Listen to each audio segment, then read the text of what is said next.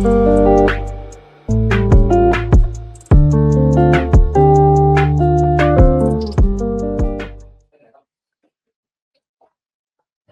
อสุงค่า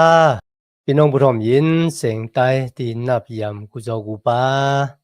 แก้มหลีกตั้งสายลมอีกบาดังข่าวลุงแรงเบิงไหลมาหบทบหบยาพี่น้องขากว่าแทงวันหนึ่งเขาย้อนหาตั้งหักเมตตาตั้งนิมจะดังโจมเชื่อมนเปียวตีลูกตีเท่าลาพระเป็นเจ้าฮอกคำมา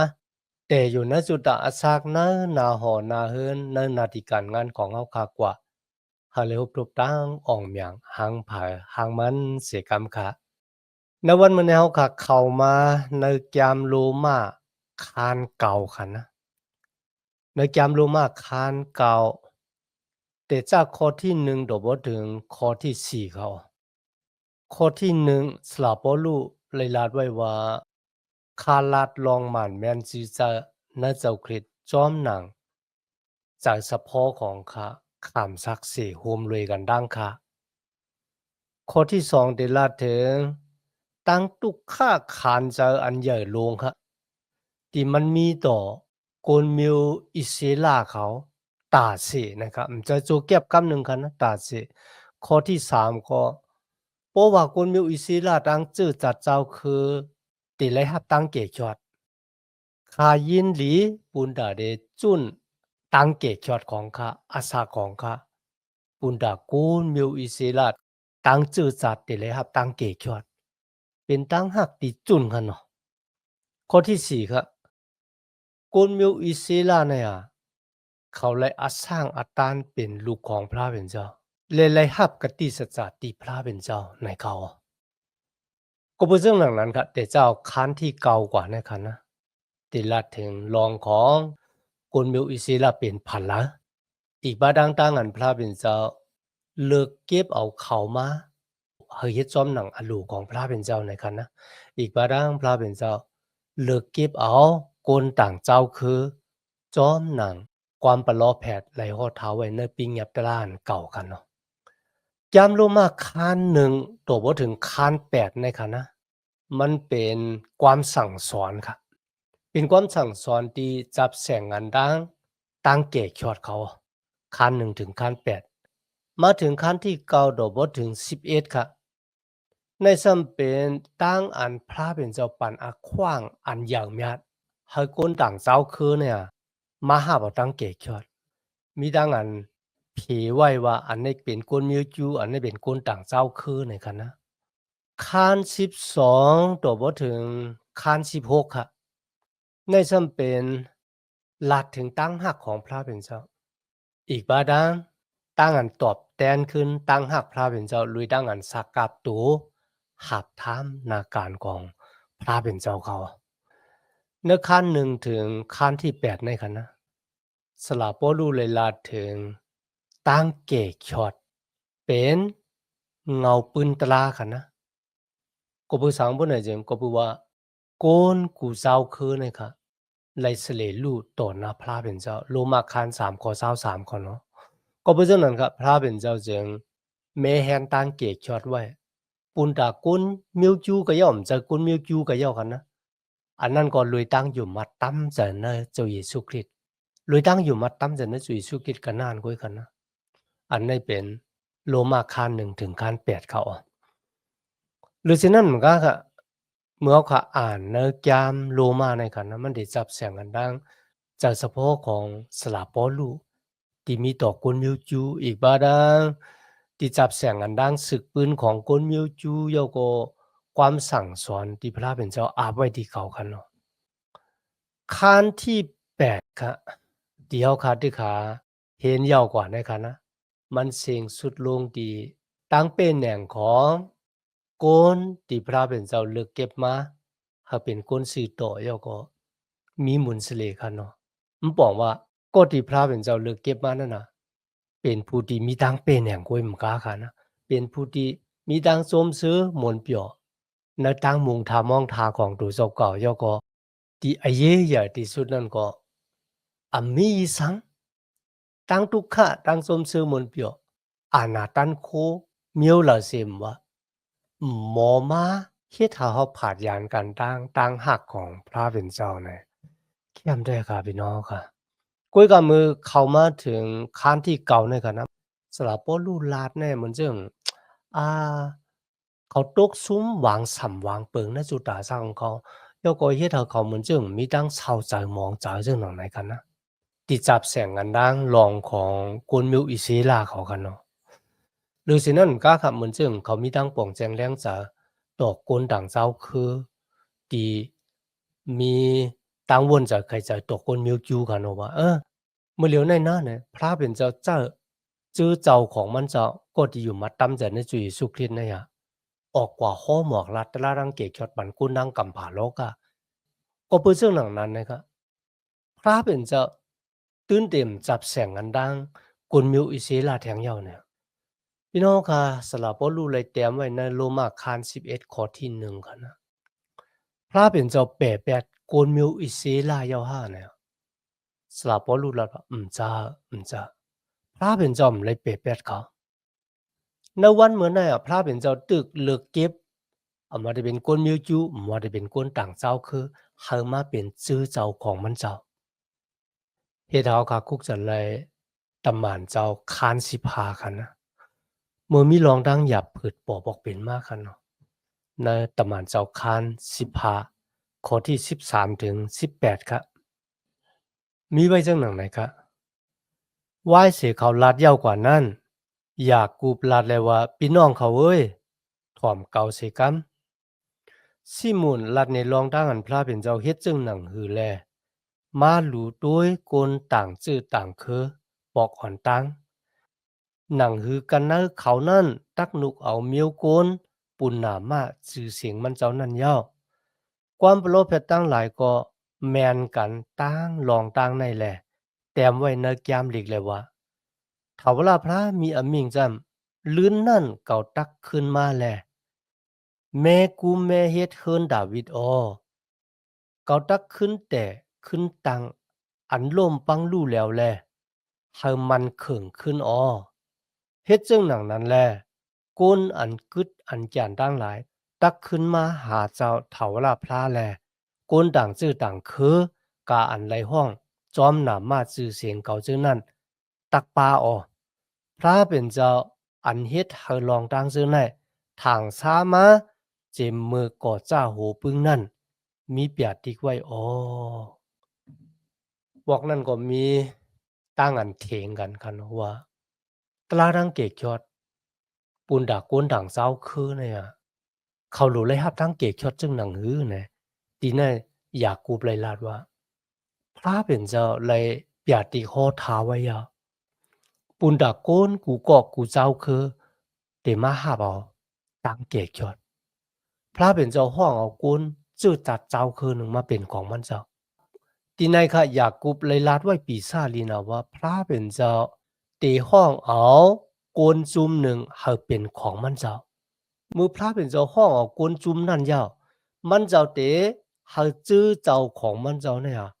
ออกกว่าต่อปอเจจอดในกำผาในอ่อนตั้งวายเสนั่นขึ้นเดเอาตลาดังเกกยอดตกขอดแผ่วถึงนั่นก็มาจู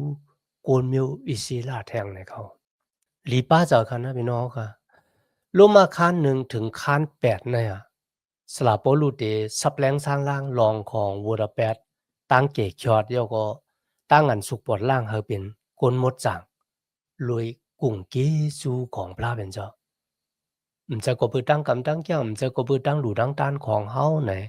โลมาคาน1ถึง8ติดสับแรงสร้างล่างร้องไหนคะ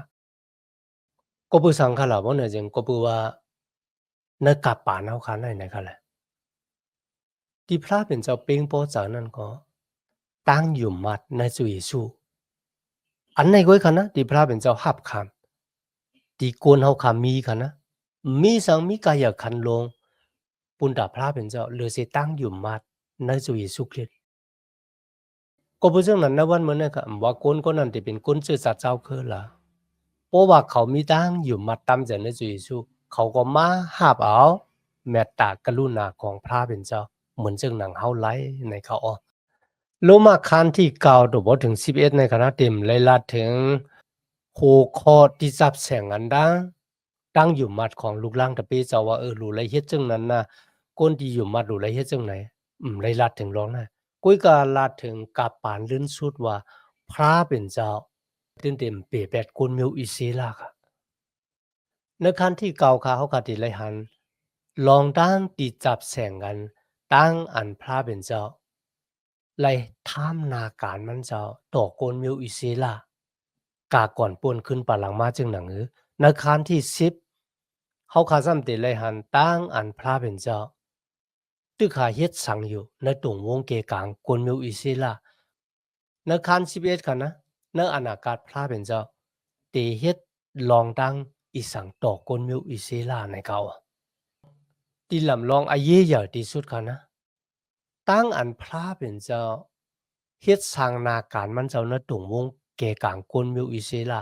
กาก่อนป่วนขึ้นปาหลังมามันนำจับเสียงกันตั้งอัน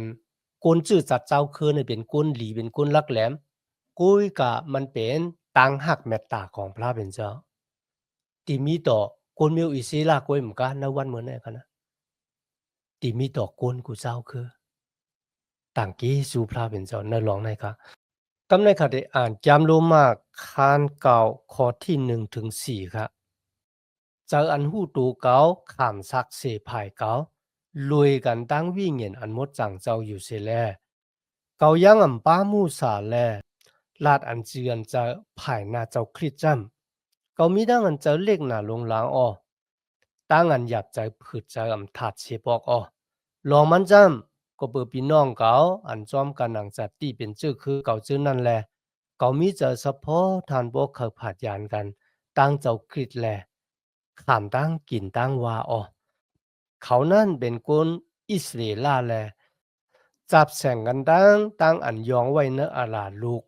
อีกตั้งหมุนพุงอนุพอตั้งปฏิเงียนตลาตั้งหลายตั้งอันไว้ปิงหยับตลาตั้งอันเฮ็ดวัดตั้งกะตี้เจ้าตั้งหลายนั่นอ๋อพี่น้องค่ะเมื่อเขาอ่านที่ในเย้ามันเหมือนเจิงสลาโปลูมีตั้งตุกค่าขานจะก็เบอร์สังครับว่าเนี่ย ก็เปว่าเขาเลยขามร่างอันก้นมิวจูเขาต่างอาแปดเขาว่าเขาเป็นยานสู่ดอกก้นมิวจูงัวก็อ่านนะยามตำหมันเจ้าคาน23ข้อ12กันนะลุยดังที่เขาโหลัดลารังเกยอดันเจียดอันหมานว่าเจ้าเยซูคริสต์เนี่ยพระเป็นเจ้าเขามันเจ้าลูกกระดังตายขึ้นดินมาพี่น้องค่ะดินนั่นค่ะก้นมิวจูเขาอำเปเจอค่ะนะ เขาอึบตั้งกินเยาก็ให้กว่าห้องสลาปอลูขึ้นไหวปอกมาที่เวียงเยรูซาเล็มเมื่อสลาปอลูตึกมาถึงกลางตั้งเขาว่าเขาที่แฮมก็เปิดเขามาสลาปอลูในเหมือนจังเป็นยานสู่เขาอะพี่น้องค่ะที่ในสลาปอลูรัดว่าคาลัดลองหมานแมนซีซานะลองหมานแมนซีซาที่เขาลัดนั่นน่ะมันเป็นตั้งนั้นเขามีตั้งตุกข่าหยาบพืชคานใจแต่เขามีตั้งอันเจ็บจ๋าก็เปิดโกนนะจื้อจัด กนเมียวจูกนเมียวอิสลาในค่ะนะเถียงแบบเจ้าเยซูคริสต์ที่เป็นเจ้าเกจอดที่พระเป็นเจ้าเลยปันกติสเจ้าไว้ก็เปิดสังขลาบ่เนี่ยจึงก็เปิดเขาฮู้ว่ากนเมียวจูเขาในค่ะนะเขามีตั้งว่นจะใครจะต่อเจ้าเยซูจังหนังเขามีตั้งว่นจะใครจะต่อลูกล้างตะเปเจ้าเยซูจังหนังในเขามีตั้งป่องแจงแรงจากแล้วร้องในก็เปิดสังก็เปิดเขายามเป็นกนเมียวจูเขายามเป็นก้นที่อยู่ในมุกจุมพาลิเซที่มีดังว่นจะใครจะต่อลูกล่างตะเปจะอีสุ่มหมันแม่นก็เขาก็ออกกว่าขี่เน็กเด็กเด็กก็เพื่อในเขาปองจะในตั้งว่นจะเฉพาะของก้นมิวอิสราต่อเจ้าคริสและต่อลูกล่างตะเปจะกุ้ยกาดินในเขามีดังคัดจะเขาก้นมิวจูในค่ะนะมาห้าเบาจะอีสุคริสเหมือนเรื่องหนังที่เขาในตอนห้าเบาจะอีสุคริส ตาภายวิ่งเห็นมันได้ผุยออกมันได้หันตั้งแรงว่าเจ้าเยซูคริสต์ที่เขายามทางพิษทางเปิงนั่นน่ะเป็นเจ้าเมสสิยาลองได้ค่ะมันเป็นลองเหย่อแต่เขาว่าเขามีตั้งเจ็บเจอไม่เจอตาเสพี่น้องค่ะก็เพราะฉะนั้นเขามีทั้งเจอเล็กข้อขมแต่ต่อโกนมิวอิสราที่เขาหับขามาจะเยซูเป็นเจ้าเมสสิยาค่ะนะตีในแต้มไว้ว่า เขามีตั้งไม่จะปุนดากวนมิวอิสิลาตาเสความว่าตาเสในคะนะมันเป็นหัวใจของก้นดีหักใจขวัญวิ่งเงินก้นดีตึกหาหวายนากว่าจู้หมอภัยงลายเขาพี่น้องค่ะในวันเหมือนได้กันเนาะเขามีใจสะพอตต่อก้นดีอยู่จอมยิ้มหอมเฮาดีไปเลยครับตั้งเกจอดจึงหนังเฮามีใจเฉพาะต่อก้นทั้งหลายที่เถียงแบดข่าวตะล่าดังเกจอดของพระเป็นเจ้าจึงหนังเมื่อเฮาขาดด้วยหัวใจของสลาปอรู้เนี่ยเขาไม่ใจจอมแล้วก็เขาก็คัดจะเอาตะล่าดังเกจอดเนี่ยให้ตุกหอดแผ่วถึงก้นเนจื้อจัดเจ้าคือของเขาในข้อที่3กันเนาะคาพร้อมข้ามตั้งอันกินว่าต่างกวนมิวอีศิลามันป่องว่าจังไหนครับเพราะว่าพระเป็นเจ้าที่ปันตั้งเกจอดที่กวนมิวอีศิลาตั้งเสียงตั้งหมดเฮาคาเลยขามตั้งกินว่าที่เจ้าเฮาในคาพร้อมเอาเนี่ยข้าเฮากูนจื้อจัดเจ้าคือของตู่เจ้าเก่าเนี่ยมาฮับตั้งเกจอดบ่ยอก็ขามเฮาพระเป็นเจ้าเนี่ยกินว่าเขาเนี่ยอาโลพี่น้องเฮาค่ะหัวใจแมวเนี่ยง่ายๆกะกุยกะจอมหลังเดียวค่ะฮู้ค่ะมีสังฆติที่มาแตบตั้งฮักของพระเป็นเจ้าเฮาย้านกันตั้งเฮาไหลกุยกะที่ไหนมันเป็นปุ่งแตกให้คนมีอิสิลาฮู้ว่าเขามีตั้งฮักอันใหญ่แมดต่อคนและจื้อจัดเจ้าคือของเขาจึงหนังหือเมื่อเขาอ่านนะย่ามันออกกว่าข้าน32ข้อ32กันนะย่ามันออกกว่าข้าน32ข้อ32เมื่อคนมีอิสิลาเฮ็ดหุ่นหางสร้างถูกคำมาไวกันนะโมเสสคุบเขาสุดต้องที่พระเป็นเจ้าแค้นดอกปวดว่างควางหลอดปันโกนมิวอิสิลาตั้งชื่อตั้งศาสตร์ที่เขาเลยเฮ็ดผิดต่อพระเป็นเจ้าปวดเจ้าเฮาคำปวดว่างควางหลอดปันเขาบ่ได้แค้นดอกแพทย์จื้อหมวดจื้อเขาออกสิกรรมเนี่ยอะลูหูเจ้าเมียวเนี่ย